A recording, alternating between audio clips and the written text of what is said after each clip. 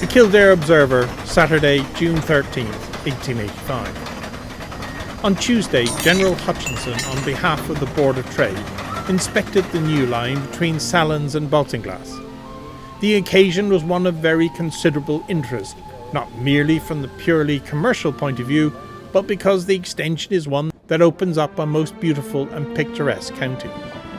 The line is 24.5 miles in length and is built by the well-known contractor Mr. R. Worthington JP at the cost of £120,000. The line will be open on the 15th inst.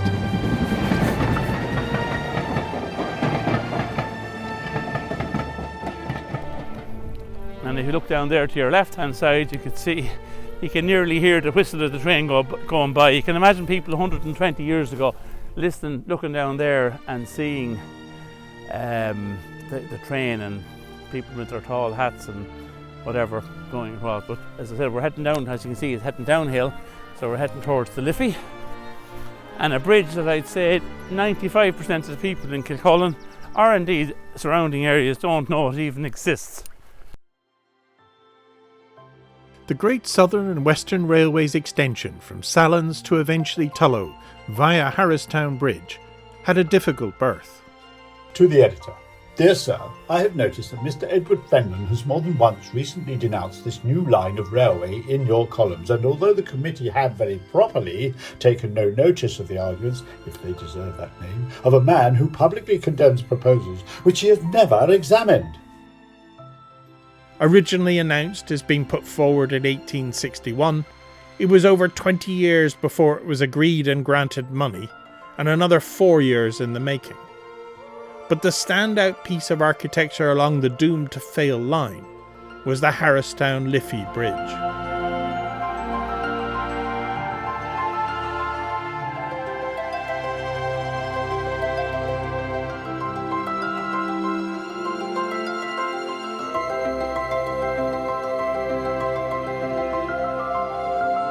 One feature of the Harristown Railway Bridge, not so apparent to the public eye, is the fact that although the piers of the bridge are at right angles to the flow of the river, the deck is at an oblique angle to preserve the path of the railway. So as a result, the engineers had to figure out a way of transferring the load from the oblique deck to the right angle piers, and hence this spiral, this very sort of highly engineered spiral brickwork effect in the arches.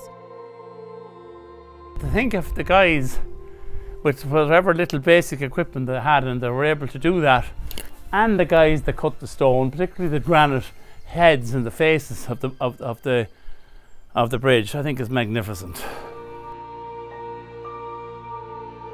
The five-arch bridge is now one of many around the world for whom the modern world has simply bypassed it in its rush to grow. From the daily 5 passenger and 2 goods trains each way, soon lorries and buses were found to be cheaper, and so the rail extension died.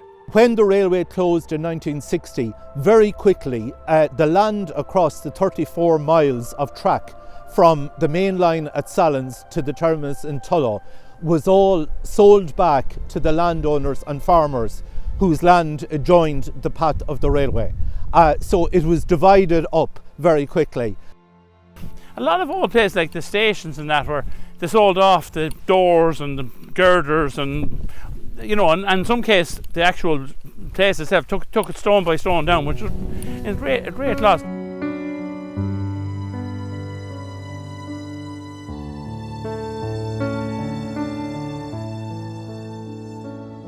You can see the train coming through there, belching out smoke and whistling. And you can imagine what the locals must have thought when they saw it coming through.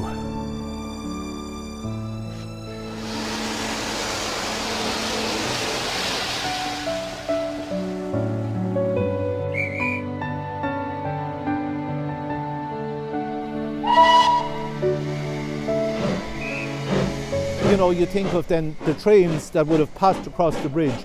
Many people perhaps oblivious that they were, you know, passing across on such a structure. I think of, for example, the people who would have gone to football matches in Croke Park who crossed that bridge. I think of the people who in the 1950s on special trains went from Tullow on pilgrimages to Knock in County Mayo.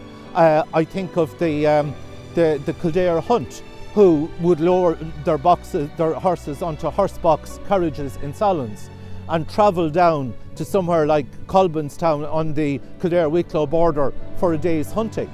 I think of the troops who travelled on trains down to exercises down to in the Glen of Amal, and all of them at one stage or another crossed this bridge.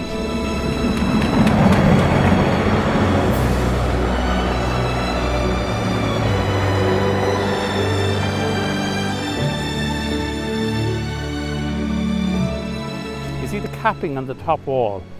So if you look here, there's your little indentation, and there's a matching one literally across the far side. Now they have to get it balanced right, so it's perfectly balanced right in the middle. So a crane, or an old-fashioned crane with tongs, with two hooks or two sharp ends, will go in there. They can hoist it up, and two men or whatever can put it into place. But you're probably talking about, I don't know, it could be a half a ton. And it's built over a very swampy area, particularly on the right-hand side. And how they were able to build those things with manpower and horsepower is amazing. But I come here on a regular basis and just kind of shake my head when I see it, because there were marvellous builders. The original old oak, I presume, scaffolding poles are still in the bed of the river. They're actually still there 150 years later, which is fantastic. So every time I see them, I just smile. Things last longer than we do.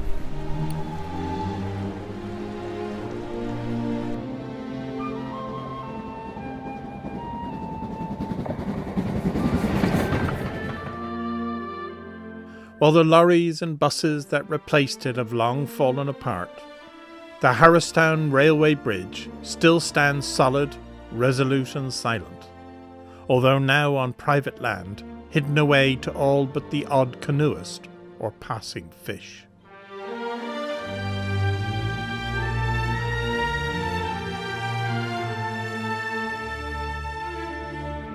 The bridge that goes nowhere. But thank you, Mr. Railway people, for building such a beautiful bridge.